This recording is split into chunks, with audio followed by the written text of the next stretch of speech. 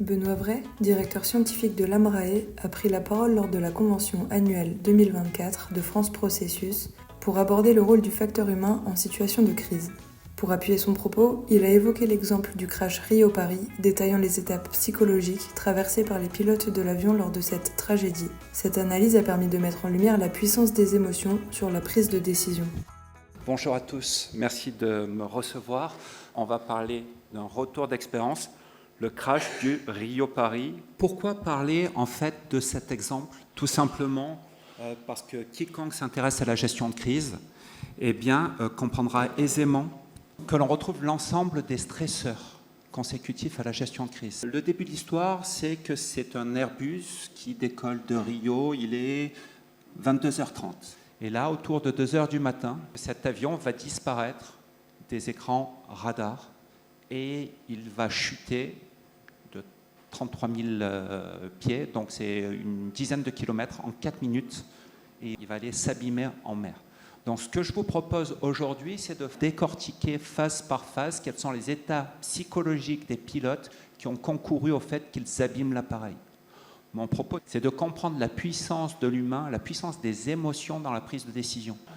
Les personnes qui sont dans le cockpit au début de l'histoire, si j'ose dire, sont au nombre de 3. Il y a ce qu'on appelle le flying pilot, donc c'est celui qui pilote l'appareil.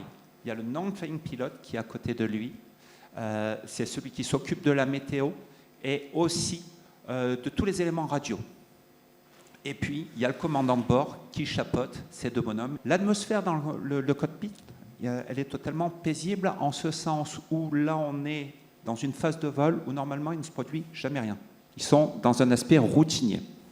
Malgré ces aspects détendus, il apparaît sur l'écran de bord le fait qu'il y a un orage qui se présente devant eux. Ce qui veut dire que, effectivement, c'est un point de vigilance pour eux et qu'ils n'y apportent pas une attention particulière. Et donc, contre toute attente, en fait, même si les avions qui sont devant eux se déroutent, eh bien, quand le pilote va demander au commandant de bord s'il doit se dérouter ou s'il doit traverser cet orage, le commandant de bord ne lui répondra pas et ira simplement se coucher en disant « moi je suis fatigué, je me retire du cockpit », sans leur laisser des responsabilités claires. Et donc, l'avion fonce droit dans le nuage, et c'est à partir de là que les choses vont rapidement se dégrader. Alors, la première chose qui se produit, c'est qu'effectivement, l'ordinateur de bord rend la main au pilote. Donc, ils sont totalement surpris. Très rapidement, ils vont focaliser leur attention sur pourquoi ce truc ne marche plus. C'est ce qu'on appelle la focalisation attentionnelle. C'est des trucs que l'on voit tout le temps quand les gens sont sous stress. Et là, ils se focalisent sur un truc, c'est « mais pourquoi mon indicateur de vitesse oscille ?» au détriment de tout le reste. Et c'est pour ça qu'ils ont planté l'avion. Et immédiatement, ils cabrent l'appareil.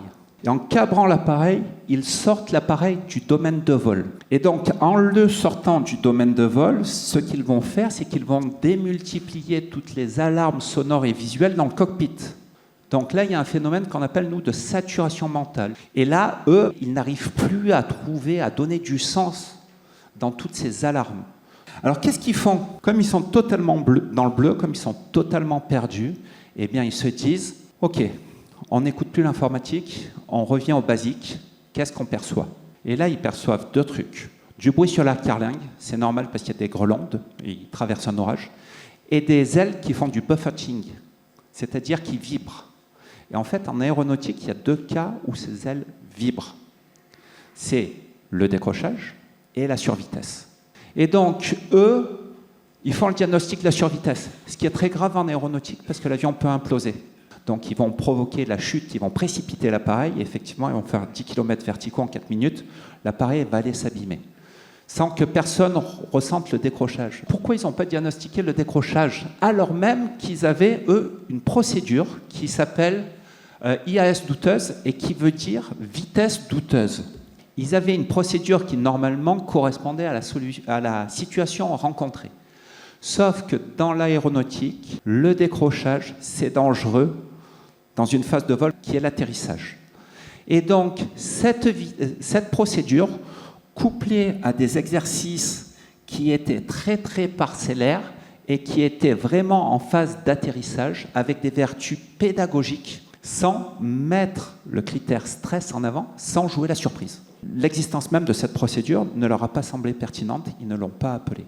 Alors, il y a un dernier point qui est assez intéressant aussi, alors ça c'est plus de l'ergonomie. Chez Airbus, l'ergonomie du cockpit, c'est 2 joysticks indépendants.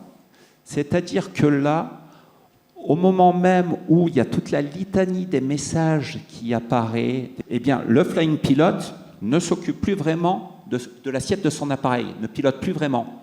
Et il regarde les messages qui défilent à toute vitesse, donc ça les panique énormément. De l'autre côté, le non-flying pilot qui ne doit pas toucher le joystick se met à toucher le joystick.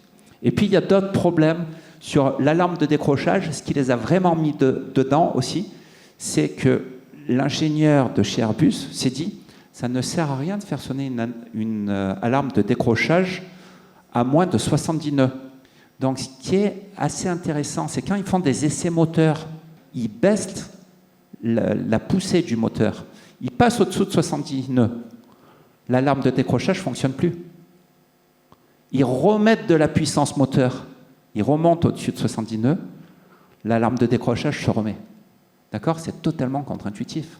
Sauf que dans les faits, eh ben, ils sont allés tellement dans les extrêmes qu'effectivement, le truc s'est retourné contre eux. Donc c'est vraiment le delta entre l'approche rationnelle et l'approche émotionnelle.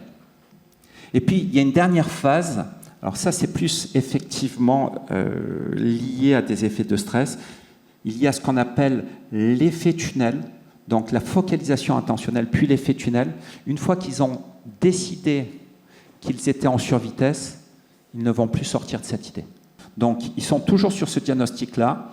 Entre-temps, comme je vous l'ai dit, il y a une désynchronisation de toutes les fonctions. Donc, tout le monde fait un peu tout et n'importe quoi. Pour le dire court, c'est le foutoir dans le cockpit. Et puis, dernier, le commandant qui était parti se reposer, finalement, il revient, mais il revient tard. Et les personnels sont tellement désynchronisés qu'à aucun moment, ils ne vont réussir à faire un point de synthèse. Et en fait, les échanges se réduisent sur les 3 dernières minutes dans le cockpit à quelques onomatopées. C'est-à-dire qu'ils sont dans un stade de dégénérescence cognitive tel qu'ils ne savent plus du tout où ils en sont, sans doute. Donc, en conclusion, ce que l'on peut dire, sans aucun jugement de valeur, c'est qu'en gros, s'ils n'avaient touché à rien, l'avion traversait l'orage de grêle, ressortait de l'autre côté. La surprise, puis les actions contre-productives à cabrer, puis la saturation mentale et ensuite la tunnelisation ont fait qu'ils ont précipité l'appareil.